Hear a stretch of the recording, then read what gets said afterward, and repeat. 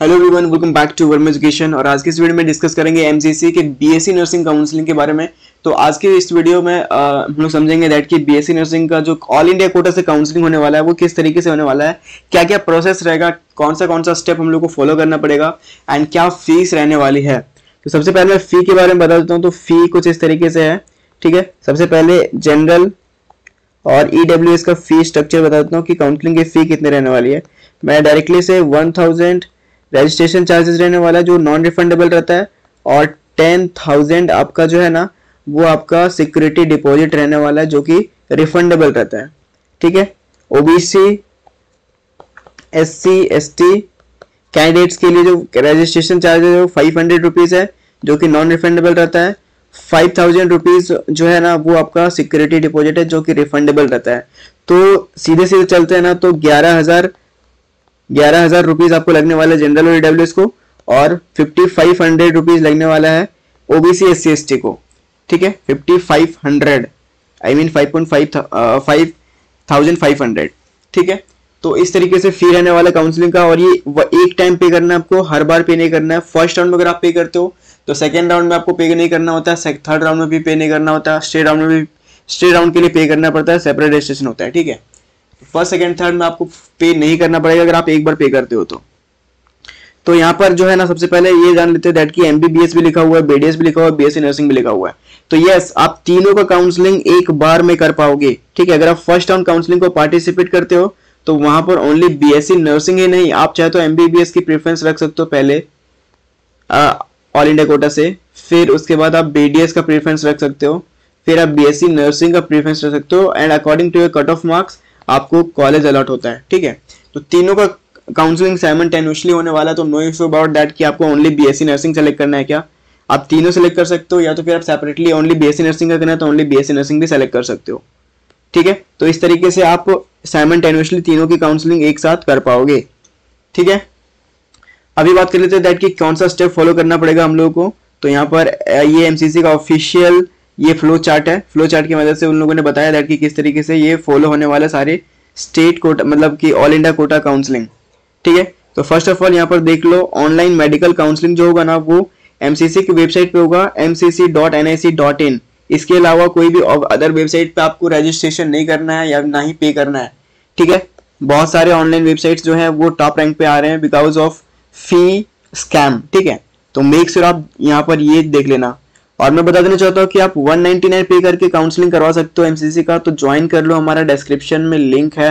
199 पे करके आप एमसीसी का काउंसलिंग आई मीन जो सारे प्रोसेस है रजिस्ट्रेशन से लेकर चॉइस फिलिंग तक का, वो ओनली 199 में। अदर प्लेटफॉर्म में आपको 5000 से 6000 डिमांड करते फॉर दैट, बट हम लोग 199 में करवा रहे हैं, ठीक है। तो मेक श्योर आप ज्वाइन कर लेना, डिस्क्रिप्शन में लिंक है। जैसे आप ज्वाइन करते हो उसके बाद आपको व्हाट्सएप ग्रुप में इनरोल कर लिया जाएगा, and after that call back कर लिया जाएगा for further documentation and registration process, ठीक है। तो ज्वाइन कर लेना, डिस्क्रिप्शन में फर्स्ट लिंक है, ठीक है। अभी बात कर लेते हैं दैट कि ऑनलाइन मेडिकल काउंसलिंग जो होगा ना वो वेबसाइट पे विजिट करना, आपको वेबसाइट पे विजिट करने के बाद होगा।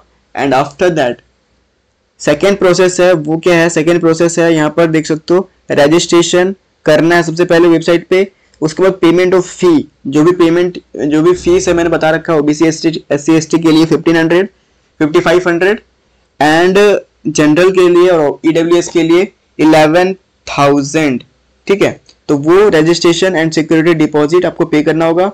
उसके बाद सबमिशन ऑफ चॉइसेस, जैसे ही आप रजिस्ट्रेशन में सारे डॉक्यूमेंट लग जाएंगे, जितने भी डॉक्यूमेंट के रिक्वायरमेंट है ना वो आपको रजिस्ट्रेशन में ही पे करना पड़ेगा, ठीक है। सबमिशन ऑफ चॉइसेस मतलब कि जैसे आप फी पेमेंट करते हो उसके बाद चॉइस फिलिंग करना है आपको, ठीक है। चॉइस फिलिंग करना है, उसके बाद view modify and lock choices, ठीक है।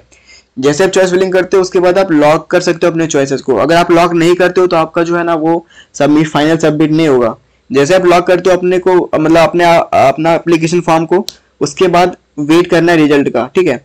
तो फर्स्ट राउंड का सीट यहाँ पर, फर्स्ट राउंड सीट को जो है ना अलोकेट होगा, उसके बाद फर्स्ट राउंड सीट जो है ना उसके बाद वहां पर रिलीज होने वाला है, एमसीसी की वेबसाइट पे रिलीज हो जाएगा। एंड रिलीज होने के बाद आपको यहाँ पर दो ऑप्शन मिलेंगे, एक नो, अगर आपका फर्स्ट राउंड में सीट अलॉट नहीं होता है, और अगर हो जाता है, ठीक है।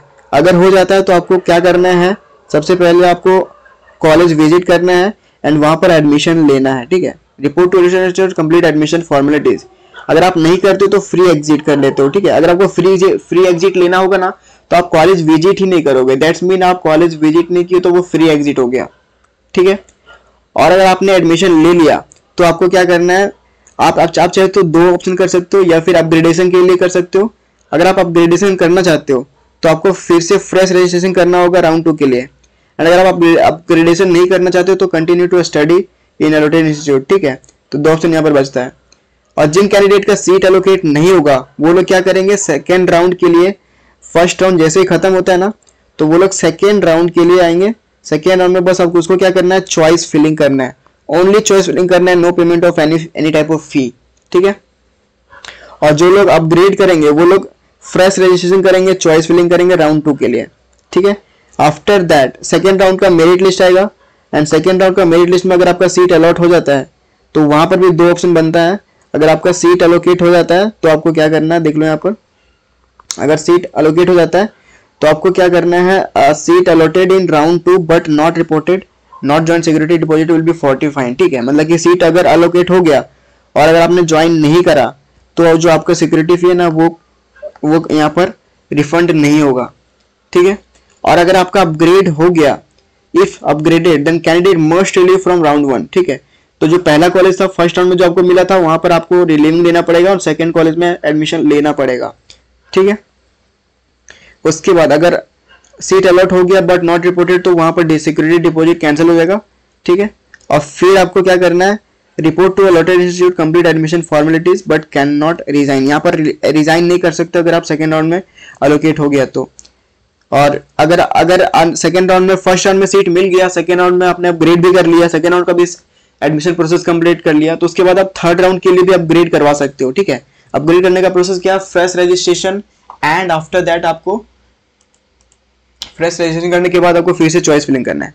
अगर सेकेंड राउंड में भी अगर आपका सीट एलोकेट नहीं होता है तो वो अगला राउंड मतलब कि एग्जिट यहाँ पर लेंगे और थर्ड राउंड में पार्टिसिपेट करेंगे।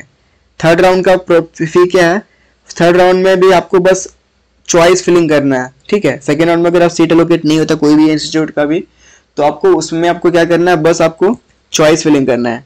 और जो भी अपग्रेड करना चाहते हैं उसको करना होगा फ्रेश रजिस्ट्रेशन और चॉइस फिलिंग फॉर राउंड 3, ठीक है। उसके बाद क्या होगा, यहाँ पर अगर आपका थर्ड राउंड में सीट मतलब अलॉट नहीं होता है ना तो वो स्टे राउंड के लिए एलिजिबल रहेंगे।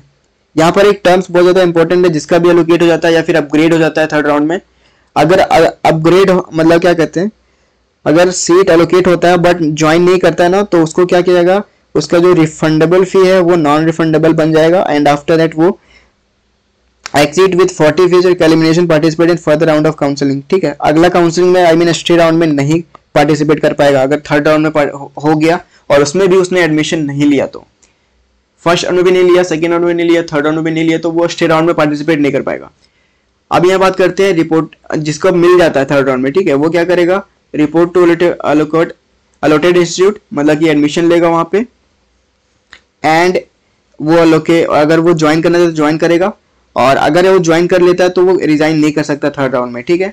अगर अपग्रेड करना है, इफ अपग्रेडेड कॉलेज है मतलब कि सेकेंड राउंड में भी आपको मिल गया कॉलेज, वहां पर आप अपग्रेड के लिए पार्टिसिपेट किए तो उसको क्या करना, if upgraded then candidate must relieve from round 2, round 2 में जो सीट मिला था ना उसको रिलीव लेना पड़ेगा, मतलब कि वहां पर एडमिशन कैंसिल करना पड़ेगा और थर्ड राउंड में यहाँ पर लेना पड़ेगा। स्टे राउंड की बात कर लेते हैं, तो स्टे राउंड में कुछ इस तरीके से है। सबसे पहले स्टे राउंड के सबके लिए फ्रेश रजिस्ट्रेशन होगा, ठीक है। यहाँ पर स्टे राउंड में सबके लिए फ्रेश रजिस्ट्रेशन होगा, फ्रेश रजिस्ट्रेशन चॉइस फिलिंग होगा, सीट अलॉटेड अगर हो जाता है तो उसमें ज्वाइन करना पड़ेगा, कंपलसरी है। अगर नहीं होता है, अगर वो लोग नहीं करते allotted but not joined, then यहाँ पर आपको 1 साल के लिए बैन किया जाएगा, ठीक है। This is the red sign. And अगर स्टे राउंड में भी सीट नहीं मिलता है तो वो एग्जिट मतलब काउंसलिंग मतलब एग्जिट हो जाएंगे या फिर एलिमिनेट कह सकते हैं, ठीक है। नो इशू अबाउट दैट अगर थर्ड स्टे राउंड में भी नहीं मिलता है तो, ठीक है। तो this is the flow chart for candidates. इस तरीके से यहाँ पर आप एमसीसी की काउंसलिंग कर पाओगे, ठीक है। ये total flow chart I hope आपको समझ में आ गया होगा। और जिन लोगों को भी काउंसलिंग ज्वाइन करना है हमारा ना, मेक श्योर आप डिस्क्रिप्शन का फर्स्ट लिंक पे क्लिक करके ज्वाइन कर सकते हो। मैं एक बार बता देता हूँ कैसे ज्वाइन करना है। जो भी आप वीडियो देखते हो हमारे चैनल पे, मैं यहाँ पर दिखा देता हूँ।